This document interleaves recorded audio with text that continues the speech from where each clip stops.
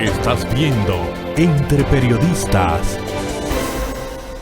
El tema del momento, el año escolar. En República Dominicana hay mucho de qué hablar y estaremos conversando sobre esto por varios meses.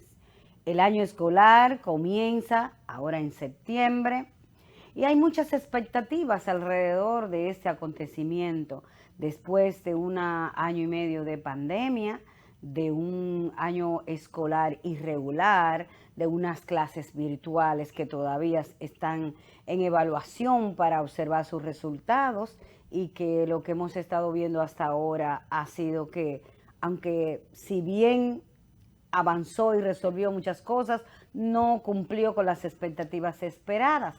Pero ahora tenemos una nueva situación y es cómo va a comenzar este año y en qué situación encuentra al niño, a la niña, su mentalidad. De eso estaremos conversando aquí, ¿verdad, Miguel? Sí, porque ahí es lo que tú acabas de decir.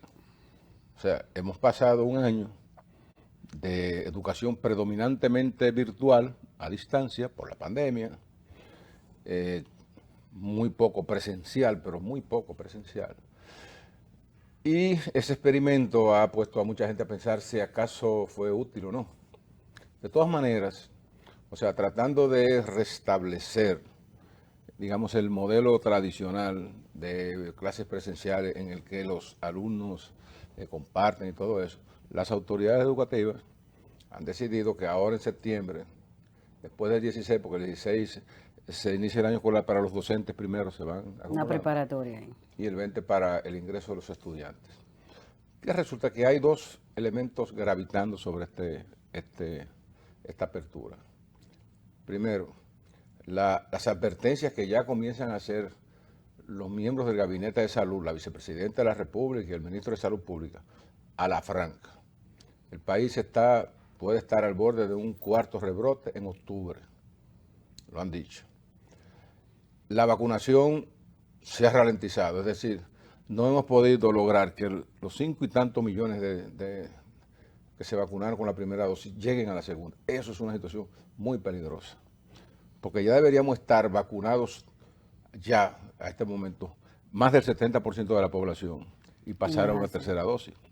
No hemos llegado ahí. Ese es un serio problema si hay expectativas de un cuarto rebrote. Y en tercer lugar, o segundo lugar, está también el hecho de que el Ministerio de Economía ha revelado un estudio que el 62.3% de los niños escolares de 10 años no saben leer ni entienden lo que leen por escrito. Lectura comprensiva. No hay lectura comprensiva. Entonces, eso también no debe de ser un problema porque el gobierno está anunciando ahora también la inversión de una millonada para cambiar los libros de texto que no se cambiaban desde, ¿qué tiempo hace de eso? Hace 15 años que no se cambiaban los libros de texto y hemos visto que tiene el gobierno previsto invertir 3.000 millones de pesos en compra de libros de texto escolar para actualizar la educación.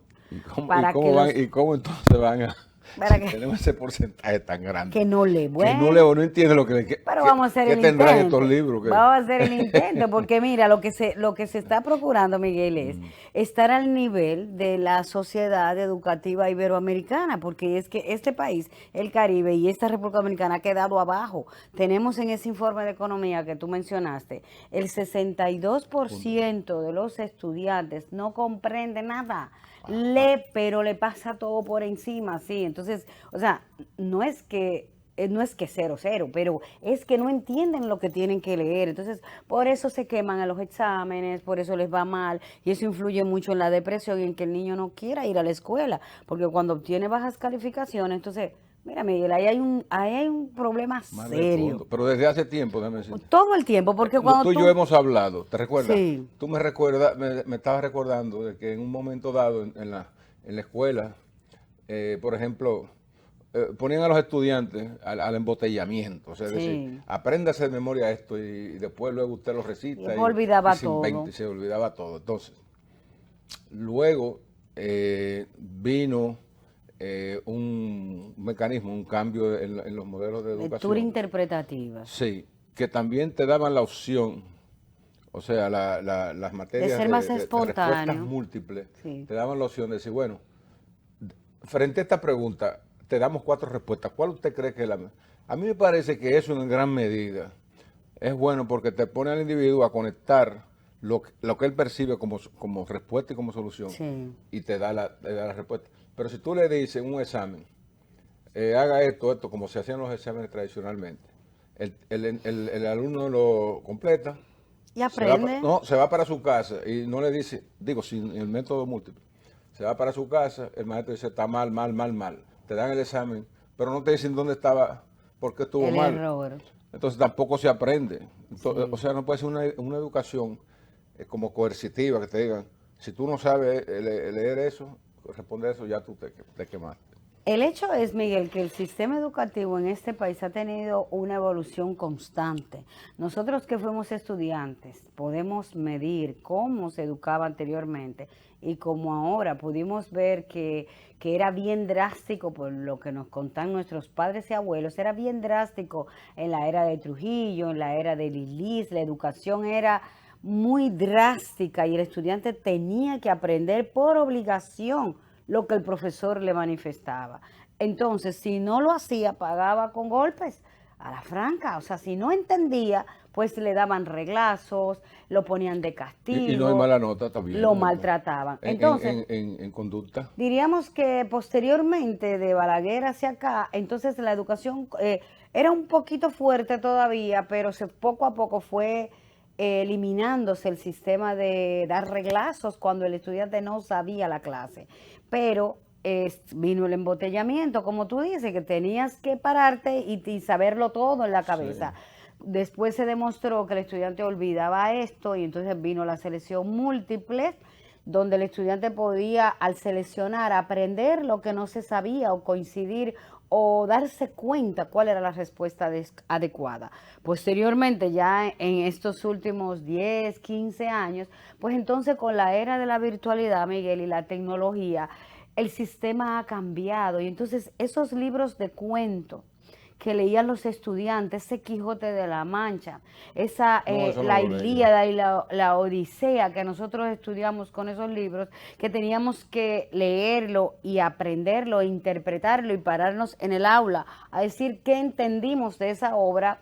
Eso No, pasó. y escribir una síntesis también, o sea, A un no se estudiante quedaba en se le eso. hace sumamente difícil, Miguel, leer un libro y pararse a decir de qué trató la obra, porque como dice el informe, el 62% no comprende. Entonces, la era digital, la tecnología, este video y este audio que te lo dice todo, te entra toda la información por aquí, por Sí, aquí. y por los oídos No también. tienes que hacer ningún esfuerzo para leer, hay una realidad golpeante.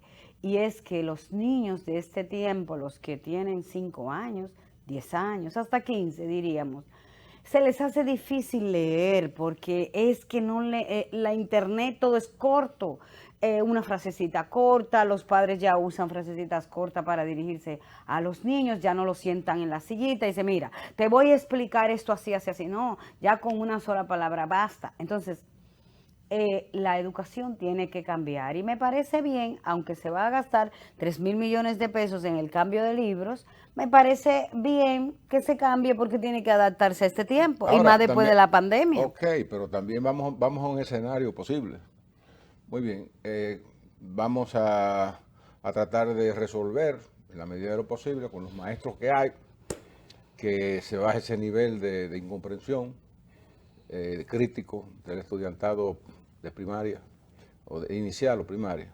Entonces, muy bien, llegan a las aulas, comienzan a dar sus clases, pero si viene el rebrote, ¿qué va a pasar? Bueno, volver otra vez al esquema virtual. Entonces, estamos también, debemos tener una preparación mínima para acoger de nuevo en una situación de emergencia, volver a ese modelo. Es decir, que podemos estar entrando en un campo donde un poco incierto, donde se den clases presenciales y al mismo tiempo virtual. Ahora bien, abiertas las clases presenciales, el gobierno tiene que hacer, y la familia dominicana tiene que hacer un gran esfuerzo para evitar los contagios, o en la escuela, o que la escuela sea fuente de contagio hacia el hogar.